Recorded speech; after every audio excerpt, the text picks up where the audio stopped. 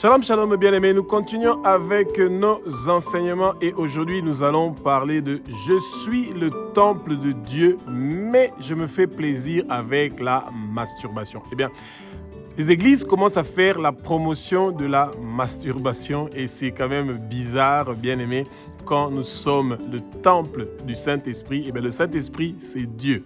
Et quand nous avons le Saint-Esprit avec nous, ça veut dire que nous avons Dieu. Et est-ce que vous voyez Dieu en train de se masturber? Non. Eh bien, même si nulle part dans la Bible on parle du mot de la masturbation, eh bien, nous devons toujours nous rappeler que nous sommes le temple du Saint-Esprit. Ça veut dire que Dieu, notre corps, est le temple de Dieu. Et c'est pour ça que le peuple de Dieu doit comprendre que la stimulation de la masturbation, que ce soit dans le mariage ou en dehors du mariage, n'est pas quelque chose qui glorifie Dieu. Et c'est pour ça que le peuple de Dieu doit arrêter de gober ces mauvaises pensées-là, ces pensées qui amènent l'impureté. Bien-aimés, les fruits du Saint-Esprit doivent maintenant commencer à se manifester dans votre vie.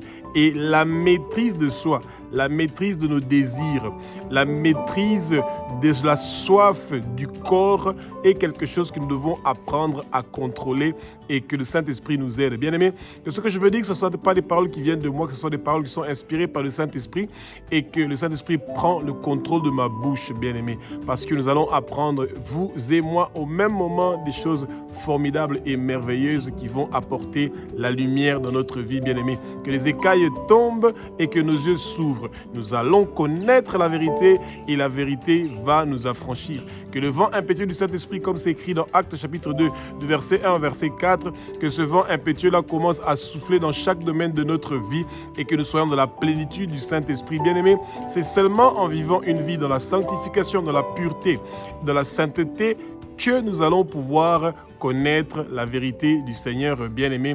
Le Jésus-Christ de Nazareth que nous servons, qui est né d'une vierge, d'un miracle. Il est né d'une vierge qui s'appelle Marie. Ce Jésus-là est le Fils de Dieu. Il est Dieu. Il a versé son sang sur la croix de Golgotha pour que vous et moi, nous puissions avoir la vie éternelle, que nous soyons rachetés. Ce Christ est venu pour ceux qui sont perdus, ceux qui ne connaissent plus le chemin, ceux qui ont besoin de la lumière. Nous avons tous besoin de la lumière. Et le Seigneur veut utiliser notre bouche pour parler à son peuple, pour emmener, bien-aimés, la lumière. La lumière est en train de quitter nos églises. La lumière est en train de quitter nos maisons.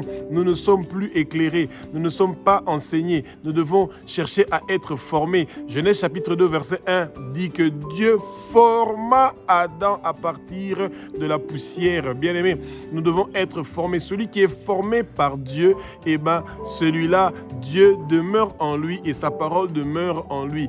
Dieu, Jésus, le roi des rois, le Seigneur des seigneurs, au commencement, comme Jean dans le chapitre 1, verset 1 le dit, était la parole et la parole était Dieu et la parole était avec Dieu. Et c'est ça. Et tant que nous allons garder cette parole-là avec nous et pas vouloir faire des choses selon, parce que ce n'est pas écrit dans la Bible, donc nous pouvons utiliser ça comme une passe pour faire des choses qui sont contre nature, et bien ça c'est dommage. Bien aimé, que le peuple de Dieu puisse avoir cette réflexion et de comprendre qu'il y a certaines choses que nous faisons dans la vie qui ne sont pas en train de glorifier notre Père qui est aux cieux.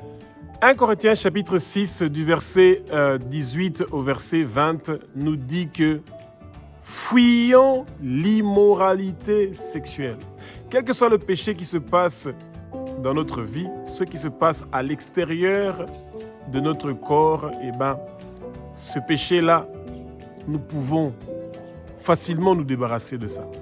Mais le péché qui se passe dans notre corps, ça veut dire dans nos pensées, dans nos esprits, notamment l'immoralité sexuelle, eh bien, quand votre femme ne veut pas faire le rapport sexuel ou votre mari ne veut pas faire le rapport sexuel et vous pensez que vous pouvez vous masturber dans le mariage, sans compter ceux qui ne sont pas mariés, qui ne doivent absolument pas penser à la sexualité, c'est mieux qu'ils se concentrent avec la parole du Seigneur. Eh bien, le Seigneur dit que nous devons fuir l'immoralité sexuelle parce que quand nous commettons les péchés, l'impureté sexuelle, l'immoralité, les impuretés, eh bien, nous sommes en train de commettre des péchés contre notre corps. Or, notre corps est le temple du Saint-Esprit. Le Saint-Esprit, c'est Dieu. Eh bien, c'est ça. Quand on dit que notre corps est le temple du Saint-Esprit, ça veut dire que notre corps est le corps de Dieu. Quand nous donnons notre vie à Jésus, ça veut dire que notre corps ne nous appartient plus. Jésus est en nous et nous sommes en Jésus et nous faisons un. Et bien aimé, vous voyez un Jésus en train de faire la masturbation? Non. Et bien aimé, le Seigneur dit que notre corps doit faire les choses qui glorifient le Père. Et ça veut dire que la masturbation, se faire plaisir vous-même sexuellement, cela ne glorifie pas le Père.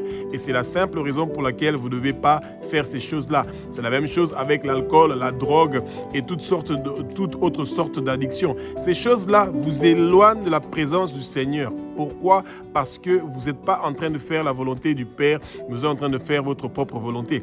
Le Seigneur veut que nous faisions des choses qui sont en train de glorifier son nom, des choses qui amènent une glorification. Et bien aimé, quand nous sommes en train de faire la masturbation et que vous pensez que, écoutez, ça fait aucun mal à mon corps, ça dérange personne, je suis seul dans mon lit dans un endroit où il n'y a personne qui est là. Ah oui, peut-être que c'est ce que vous êtes en train de penser, mais dans tout ce que vous faites dans la vie, il y a toujours un témoin qui est présent avec vous. Ce témoin-là s'appelle Dieu, Jésus, le Saint-Esprit. Il est omniprésent, omnipotent, omniscient, il est Shama. Il est toujours présent avec vous. Et quand vous reconnaissez que ce que vous êtes en train de faire ne glorifie pas le Seigneur, parce que comme la Bible ne dit nulle part que la masturbation est un péché, mais que le Seigneur demande que vous ayez le discernement.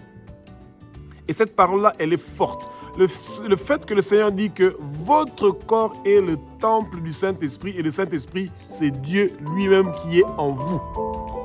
Et ça veut dire que vous faire plaisir vous-même avec la masturbation, eh ben, vous n'êtes pas en train de glorifier le Seigneur avec votre corps. Notre corps aussi glorifie le Seigneur. Et c'est dommage que les églises commencent à faire cette publicité-là, de dire aux gens, il n'y a aucun mal, tu fais mal à personne. C'est quand ça devient une addiction que c'est un problème. Bien aimé, non, c'est pas seulement quand ça devient une addiction. C'est déjà un problème. C'est la même chose avec la consommation de l'alcool ou de la drogue ou de marijuana ou de tout autre stupéfiant. Toute chose qui vous éloigne. Et bien aimé, la parole nous dit, bien aimé, que celui qui regarde une femme et qui la dénude avec ses pensées a déjà commis l'adultère. Tu as déjà commis le péché.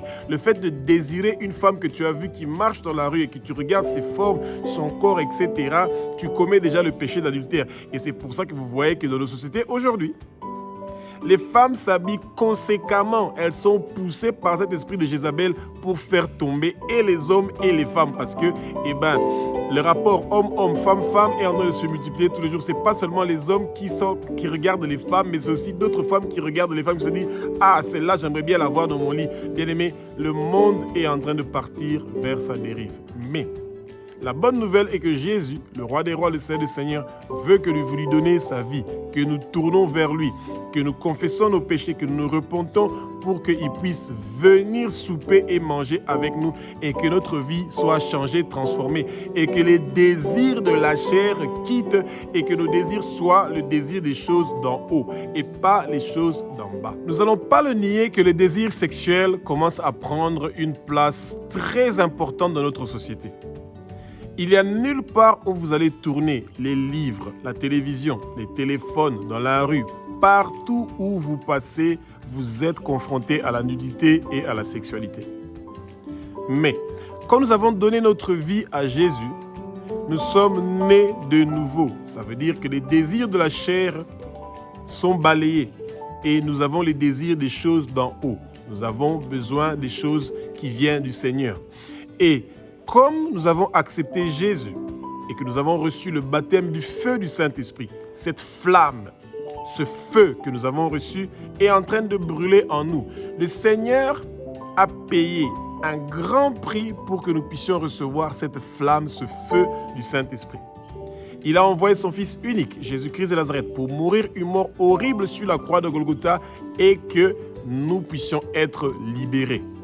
Et quand nous continuons à avoir les désirs de la chair, et que nous ne réussissons pas à maîtriser notre corps, à maîtriser les désirs, les plaisirs de notre corps, eh bien, ça veut dire que le fruit du Saint-Esprit, celui d'une maîtrise de soi, n'est pas en train de se manifester en nous.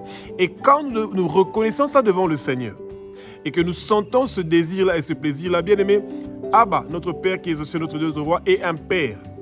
Il veut que nous venons vers lui pour lui dire que nous avons ce problème-là de maîtriser, de contrôler ce désir-là, cette envie sexuelle, cette impureté, ces idées impures, malsaines, qui viennent à travers les images, à travers ce que nous voyons. Demandons au Seigneur d'enlever ces pensées maléfiques-là, ces désirs maléfiques, ces désirs impurs, et que le sang précieux de Jésus nous lave, nous nettoie, nous purifie, nous sanctifie. Et le Seigneur est prêt à faire cette chose-là, bien-aimé.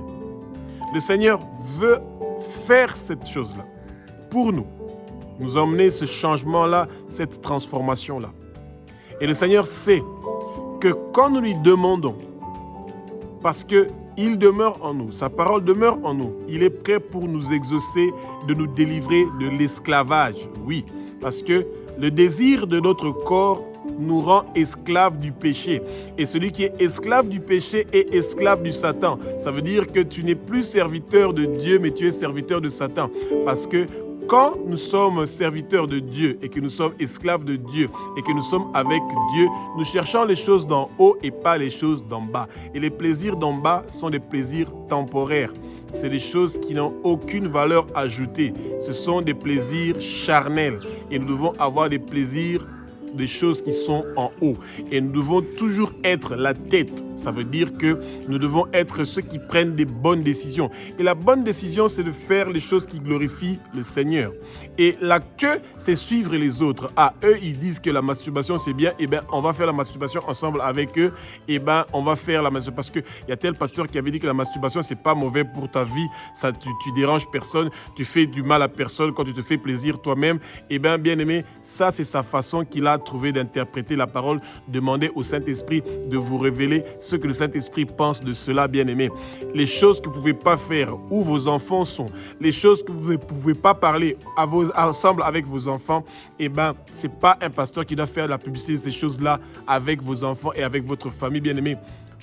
Faites attention. Comme Romains au chapitre 10 au verset 17 nous dit « La foi vient de ce que nous entendons, ce que nous écoutons. » Et plus vous écoutez des futilités qui viennent de certains hommes de Dieu ou de certains gens qui sont autour de vous, eh bien, vous allez avoir la foi que ces choses-là ne sont pas nuisibles pour votre vie et c'est mauvais pour vous. Jusqu'à la 3e, à la 4e génération, on est en train d'amener des liens générationnels qui seront difficiles à briser. Bien-aimés, l'addiction à la sexualité est quelque chose qui est horrible pour nos familles et notre société aujourd'hui.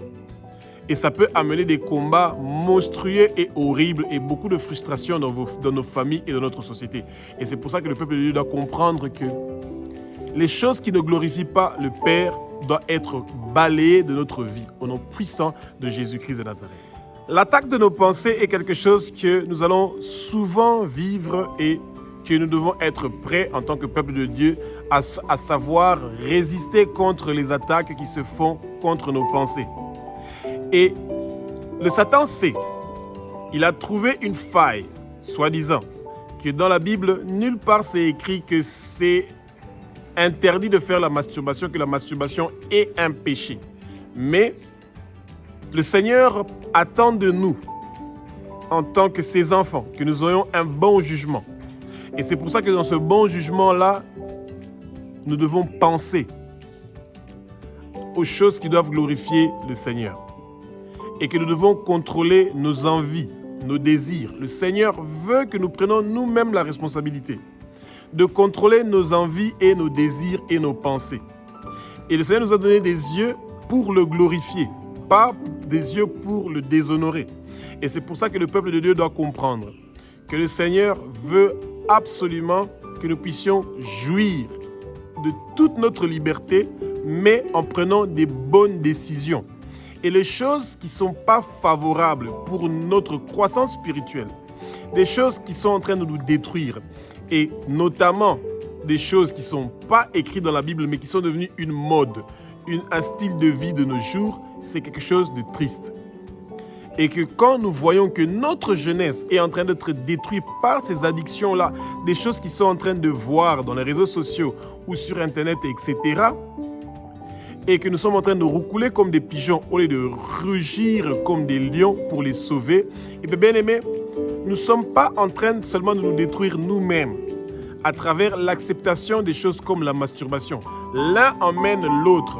Quand le désir et l'envie de la masturbation vient et que les gens ne sont pas en train de combattre ça, comment ils vont combattre la fornication et l'adultère?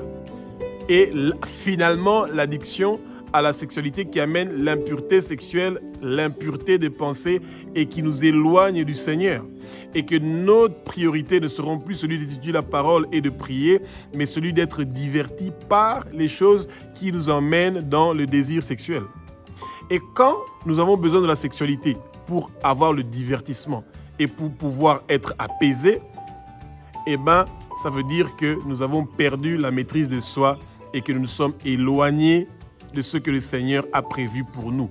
Les promesses que le Seigneur a prévues pour nous viennent quand nous avons la maîtrise de soi et que les fruits du Saint-Esprit sont en train de grandir en nous.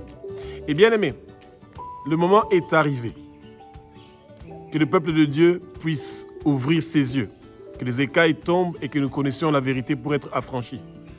Si aujourd'hui, l'arme qui est utilisée par exemple dans les guerres, dans les conflits, et la violence sexuelle et le viol, qui sont des traumatismes, des tourments que les militaires sont en train d'apporter dans les civils, et une arme pour les humilier, les détruire, les réduire au néant, et que ça amène beaucoup de problèmes dans notre société, et que des femmes sont traumatisées toute leur vie, des maris humiliés qu'on est en train de coucher avec sa femme, et que tout ça vienne des pensées, tout ça vienne des désirs, des envies.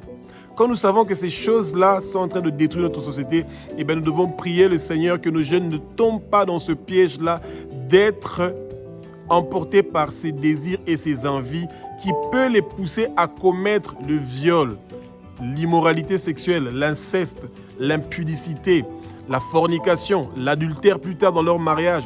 Ces choses, le Satan prépare ça très tôt. Il vous donne une liberté qui est fausse, une liberté mensongère, des fausses doctrines, des paroles mensongères. Bien-aimés, ne soyons pas beaucoup à enseigner parce que demain, le jugement du Seigneur sera sévère et surtout envers ceux qui connaissent la vérité et qui sont en train de dire des mensonges pour emmener d'autres dans les temps de feu où nous ne voulons pas partir.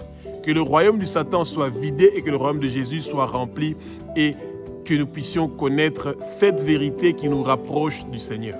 Galates chapitre 5, au verset 20, ça parle des fruits du Saint-Esprit. Que ces fruits du Saint-Esprit-là doivent se manifester dans notre vie. Ça veut dire que les fruits du Saint-Esprit doivent grandir dans notre vie. Et dans Galates 5, chapitre 24, eh bien, le Seigneur nous dit, à travers sa parole, que nous devons crucifier nos désirs, crucifier nos pensées. Ça veut dire que quand nous avons donné notre vie à Jésus-Christ de Nazareth, eh bien, notre ancienne vie, nos anciens désirs, les choses dont nous avions des addictions, dont nous étions esclaves, nous les prenons et nous les crucifions, nous les mettons sur la croix. Jésus est devenu la masturbation sur la croix pour que nous recevons la victoire sur la masturbation. Jésus est devenu la fornication sur la croix pour que nous recevons la victoire sur la fornication. Jésus est devenu l'adultère sur la croix pour que nous puissions avoir la victoire sur l'adultère et nous puissions avoir la victoire sur l'immoralité sexuelle et sur toutes sortes d'impuretés qui viennent dans nos pensées.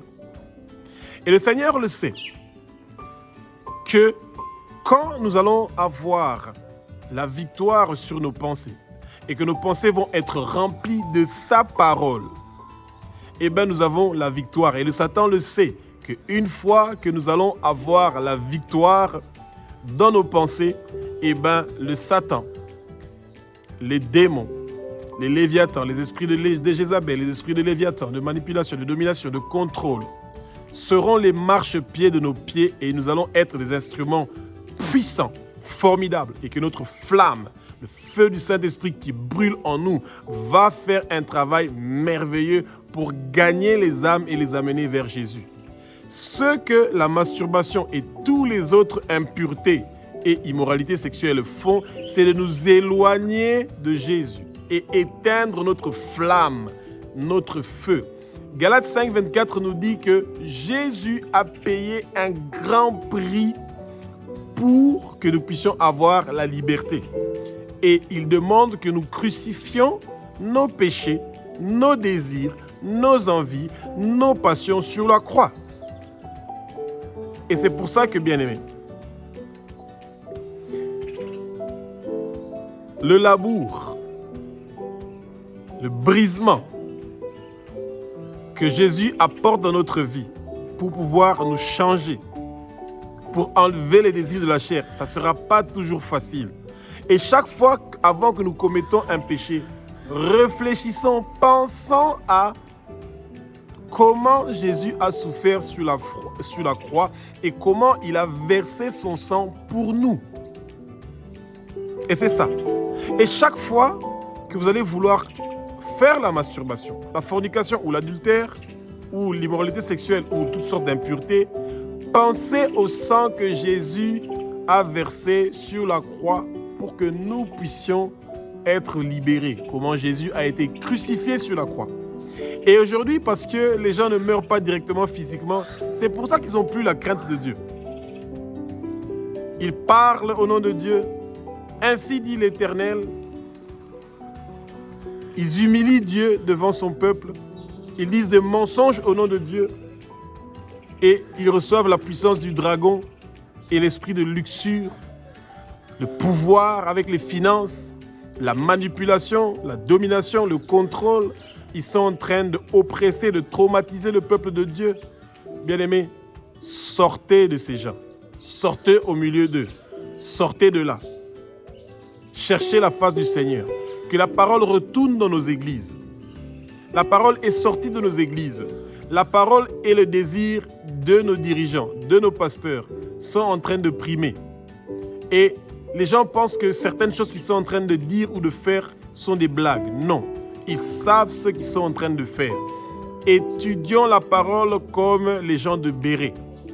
Quand nous entendons, nous voyons quelque chose, partons dans la parole pour voir ce que Dieu nous dit. Que dit Jésus de ce que nous sommes en train de voir et de lire? Bien-aimés, le Seigneur est content quand nous reconnaissons que nous faisons des choses qui ne le glorifient pas. Et c'est à travers la prière que nous nous libérons. Et nous disons, Abba, notre Père qui es aux cieux, notre Dieu, notre Roi, au nom puissant de Jésus-Christ de Nazareth. Je confesse mes péchés, les péchés de mes parents et de mes ancêtres. Je me repens pour mes péchés, pour les péchés de mes parents et de mes ancêtres. Et je demande pardon, et je me pardonne moi-même, Abba, de ne t'avoir pas glorifié avec mon corps. Mon corps t'appartient. Je crois que Jésus est le Fils de Dieu, qu'il est Dieu, qu'il a versé son sang sur la croix de Golgotha pour moi. Et c'est pour ça que je renonce à tout désir, à toute passion, à toute envie qui te déshonore. Toute chose qui ne te glorifie pas dans ma vie, prend le feu et ça brûle au nom de Jésus. Et je brise tous les liens ancestraux, tous les liens générationnels qui me lient à toutes sortes d'impuretés qui ont à voir avec la sexualité ou avec la masturbation ou avec toutes choses qui me poussent à m'éloigner de toi. Que le feu du Saint-Esprit, que cette flamme brûle ces choses et que ça vienne habiter en moi. Que le trône du Satan, des désirs, de l'envie, des passions, qui ont à voir avec la luxure, la sexualité, l'esclavage, l'addiction de la sexualité, que ça me quitte maintenant au nom puissant de Jésus de Nazareth. Tout esprit de python, tout esprit de serpent, tout esprit de sirène des eaux, tout esprit de Léviathan, tout esprit de Jézabel, me quitte, me lâche maintenant au nom puissant de Jésus de Nazareth. Je reçois ma délivrance et ma libération maintenant. Seigneur Jésus, mon cœur est ouvert maintenant. Que ton trône vienne s'installer dans ma vie. Que l'homme fort que le Satan avait planté dans ma vie sort maintenant. Je le lis, je le déracine, je le jette au feu. Et maintenant, que ton trône vienne, Jésus, s'asseoir dans mon cœur. Que les semences que tu as plantées du Saint-Esprit dans mon cœur commencent à se manifester. Je veux être dans ta présence. Manifeste ta gloire dans ma vie. Je veux que ta gloire se manifeste dans ma vie maintenant. Merci Jésus, pour ta bonté, pour ta grandeur, pour toutes ces choses magnifiques et merveilleuses que tu es en train de faire dans ma vie.